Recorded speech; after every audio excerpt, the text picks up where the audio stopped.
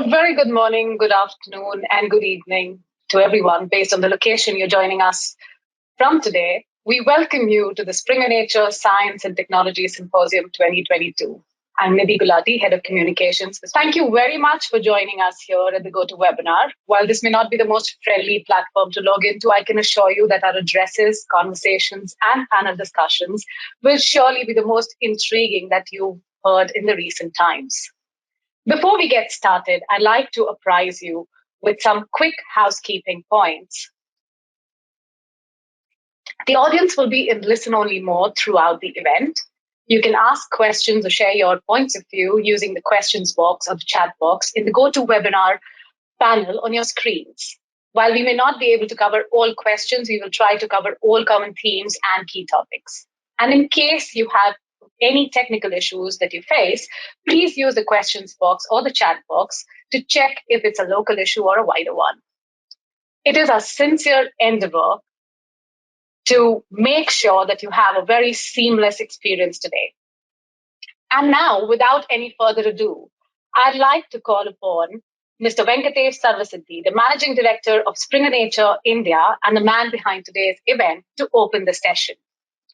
Venkatesh, as some of you may know, leads the Springer Nature India's business operations, driving advocacy, strengthening the open science, open access research publishing, and the overall research, science, and technology ecosystem in India. Before joining Springer Nature in 2021, he headed the digital skilling initiatives for the Government of India and also led innovation, technology, and education initiatives at Deloitte and Microsoft. An alumni of BITS Pilani and IIM Calcutta, Venkatesh has also been a recipient of the prestigious Chevening Fellowship for his work in the area of education technology by King's College London. Welcome, Venkatesh, and over to you. Thank you, Nidhi, and really appreciate putting across an event like this.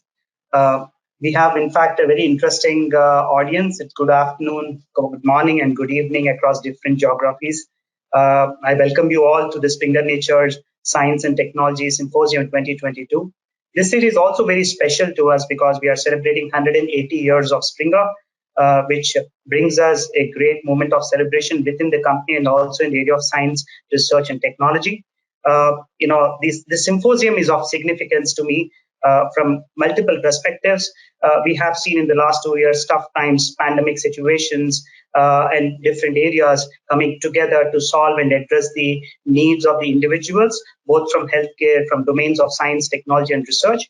So this event is actually, is formulated with the vision of bringing together the leaders across different areas, from the areas of science, technology, empowering research, and researchers. So, this is a moment to understand, have a dialogue, understand the possible synergies of how we can work together and create a very strong ecosystem for the future. So I'm also happy to tell you that we have 40 very eminent speakers coming from 17 plus countries. And we have, till last evening, we received more than 9,000 plus registrations spanning across 32 plus countries, which is again a very good outreach, and a lot of people are participating across the world. I'm also happy to hear many campuses, academic ecosystems are actually live streaming this event across many countries. So students from many countries, whether it's India, whether it's Middle East, Southeast Asia, Australia, USA, Europe, even the African continent, a couple of people are logging in today as we speak. And we would have fantastic lineup of panelists. And we have panelists ranging from a Nobel Peace Prize winner to global researchers, academic leaders from campuses like Oxford to a BITS Pilani in India, and many other campuses who are joining us today from different countries. We also have set of SDGs, Sustainable Development Goals experts joining us from different parts, including people from the United Nations and its subsidiary organizations. And we also have folks from the modern age technology world, startups, and some of the leaderships from global organizations like Microsoft, Google, HP, and many other organizations. I think, if to give you a little perspective of how this event flow today is, we have put across all of this into conversation-driven, dialogue-driven, access-driven informations in 7 different panels, and each of the panel is very unique and very well structured with experts across the globe coming in to share their inputs with our audiences. Starting with the panel number 1, which is focused more on research, academia and research, and how academic institutions can strengthen their research facilities to drive more outcomes and more research outcomes. The second panel is again a very interesting panel wherein we got some of the best of the people across the world to talk about open access and the future of publishing and how science and research can be democratized so that everybody has an access to the best of the scientific research documents. The third panel, we have also a panel around policies, science and technology and policy interventions. As you know, there are many countries working towards solving a lot of things. Policy level interventions and countries working in collaboration is extremely important. We have, again, a lot of interesting personalities to talk about what is happening across different countries from science and technology and policy interventions. The fourth panel, moving on, is a very interesting thing that's very close to my heart in terms of how to strengthen research in global tech majors.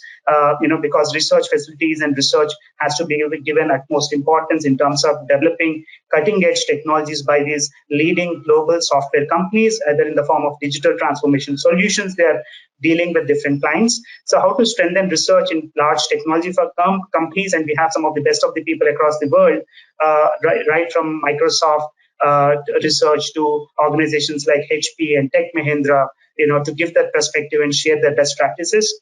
Moving further to panel number 5 is around startups, which I'm very passionate about. This panel revolves around how startups are actually strengthening research with the changing needs of the audiences, the way they are building content, consuming content, and how actually startups can actually further empower research ecosystem using technology interventions. And the sixth panel is something which is very close to Springer Nature overall as an ecosystem, which we believe in, around diversity, equity, and inclusion. This is a panel which talks about DEI, especially in the research ecosystem across different parts of the world. And moving to the last, but not the least, the important panel on sustainable development goals is the panel number 7, wherein we have very interesting people across the world, researchers, thinkers, as well as experts in the SDG space, come together to share their best practices and also share with the audiences about the significance of SDG in the coming era.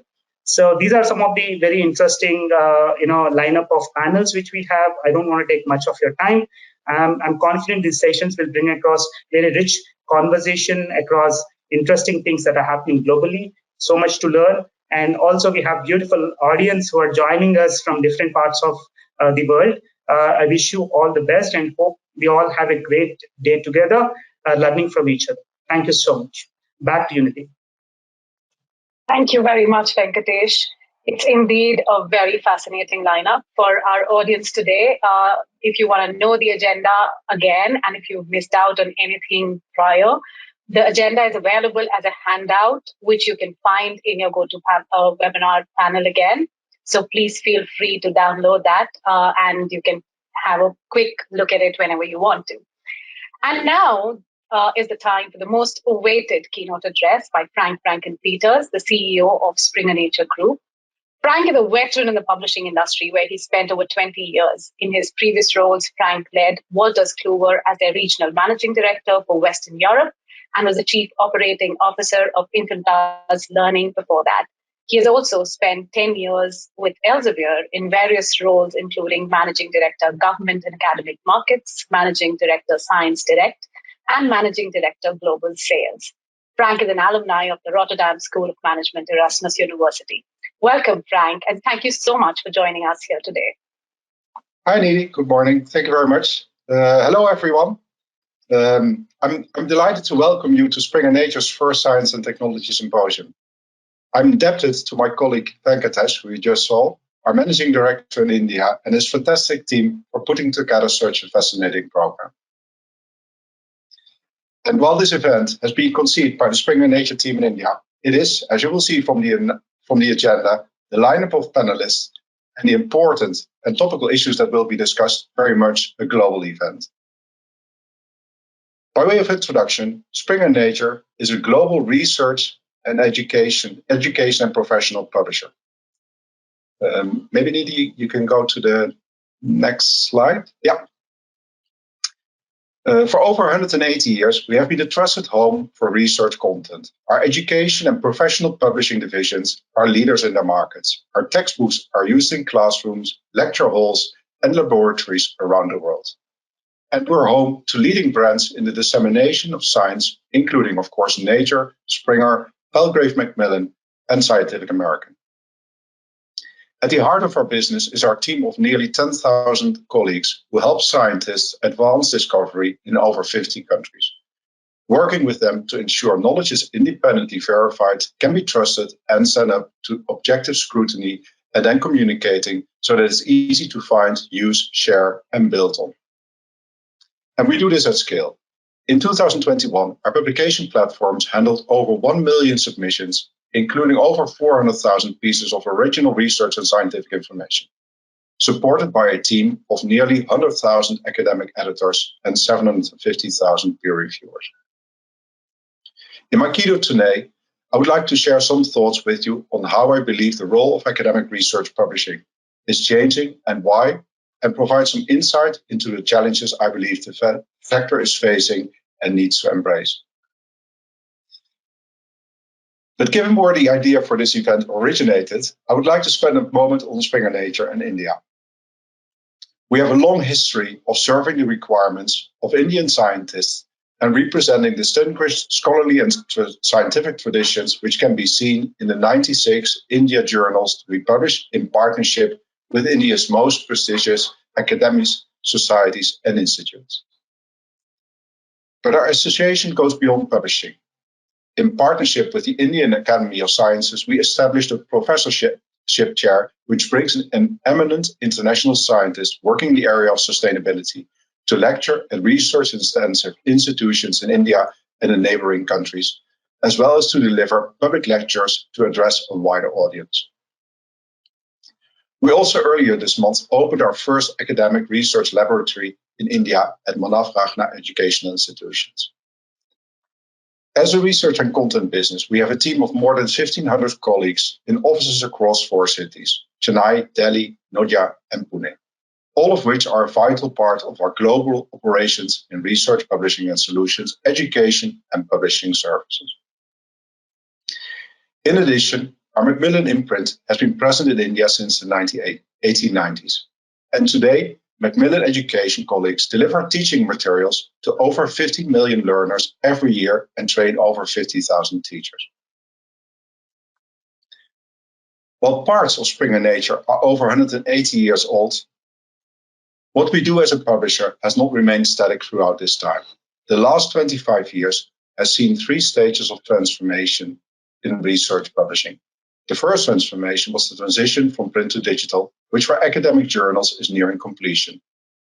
For academic books, there is still a little way to go, although I'm pleased to say at Springer Nature, digital products comprise over 60% of book revenues.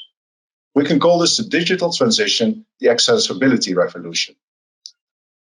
This first transformation then enabled the second. Almost 20 years ago, the transition from subscription-based journals to open access publishing of research began.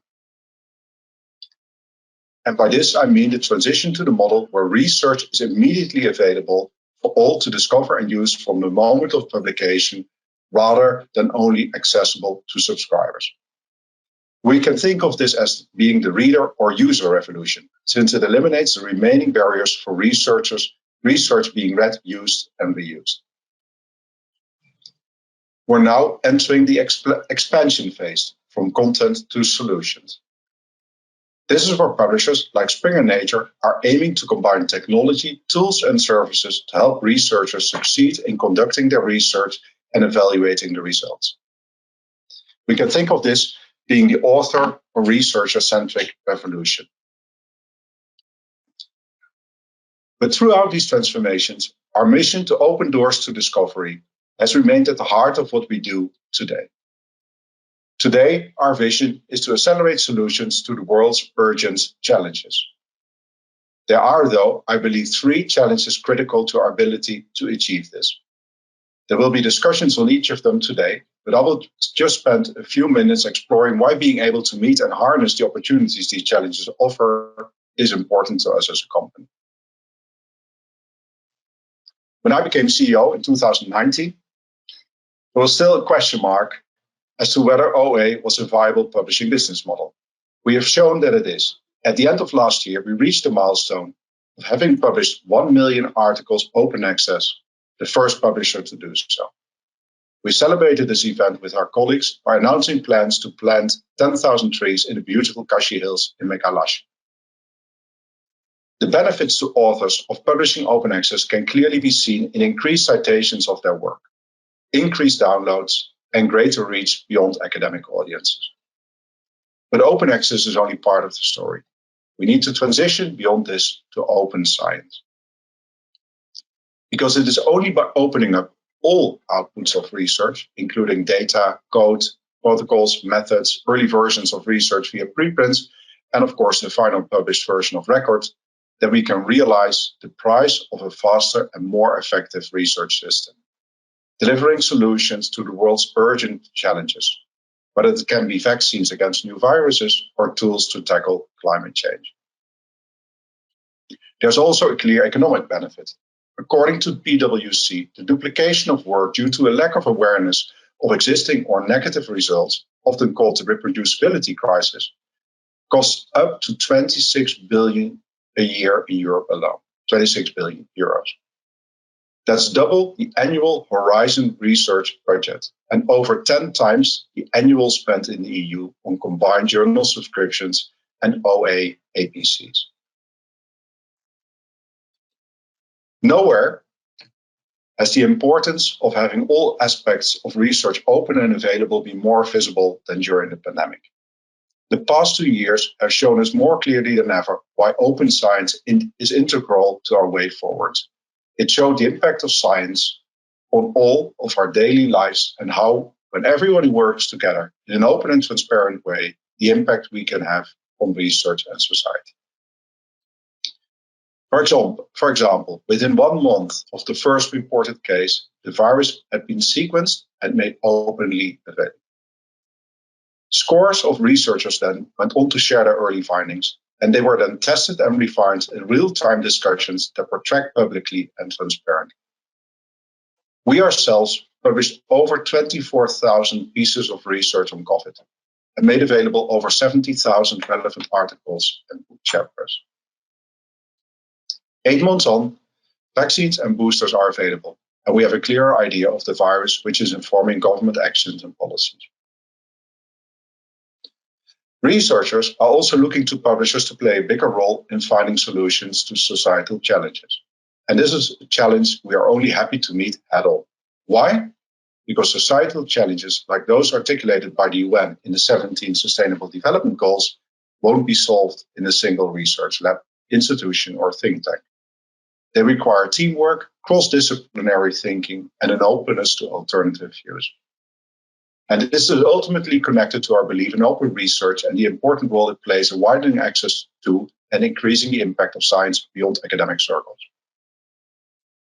But as the saying goes, talk is cheap.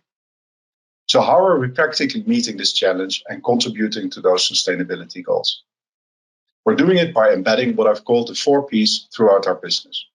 Probably the most significant contribution we can make towards achieving the SDGs is through our publishing activity, which helps to bring light and disseminate important knowledge related to the wide variety of issues represented within the goals. We have a dedicated SDG publishing program and have published almost 400,000 research articles or book chapters connected to these goals since they were launched in 2015.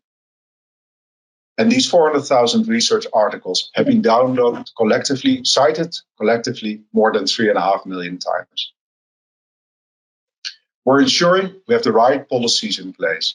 As a business, we have been carbon neutral for our direct operations since 2020 and are making plans to be net carbon zero through our value chain by 2040.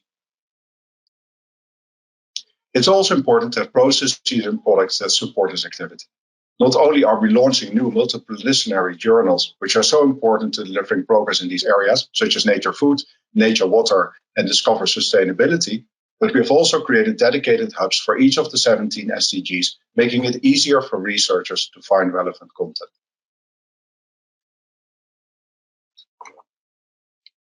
Finally, we need to work in partnership, because it's only by working together that we will be able to solve these big societal challenges. At Springer Nature, we work with partners like the UN Sustainable Development Solutions Network and Dutch research consortia like VSNU to evidence the import of open science on SDG research.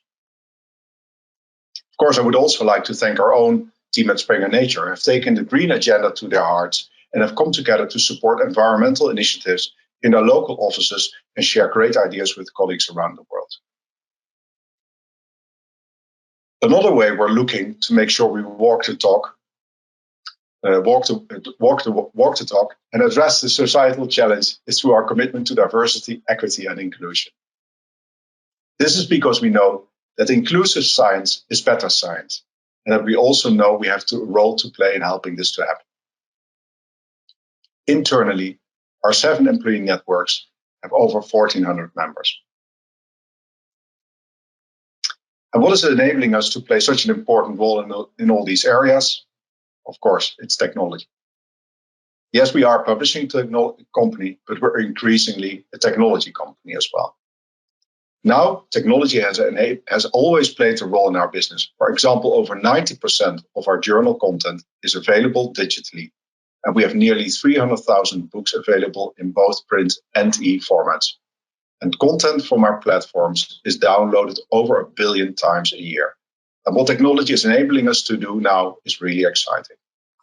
It's playing a fundamental role in the transition to open access and open science. It's making it easier and faster to publish and communicate research, and it's removing barriers to accessing and sharing research across the world. It's enabling us to speed up the submission and peer review processes, helping authors get their research published faster. For example, using technology to streamline our systems means we have been able to reduce the time it takes to submit a manuscript by 1/3. Technology is also enabling us to create machine-generated books and new auto-translation tools which are helping authors reach new audiences. But crucially, it's helping improve trust and integrity. Trust matters, and in a world where information is on the increase, it's more important than ever that what we publish is trusted by all. That's why we're committed to providing dependable and authoritative content, which is transparent and unquestionably accurate. And technology is helping us to do that via tools to identify content that has been generated artificially, plagiarized, or manipulated. This means the accuracy of the scientific record is maintained, and we continue to maintain trust of the communities that we serve. By meeting these challenges head-on and realizing the opportunities that come with it, I'm confident that Springer Nature is a great place to be able to serve the academic community for the next 180 years and beyond. On that note, all that is left for me to say is that the past 2 years have taught us anything. It's the importance of collaboration and the importance of staying connected. And that's why I'm delighted that Springer Nature is hosting this symposium. And I wish you a wonderful day of interesting discussions and new insights. Thank you very much, Frank. I guess there's so much wealth that you've spoken of right now that we could carry it through our discussions all day long. Thank you so much.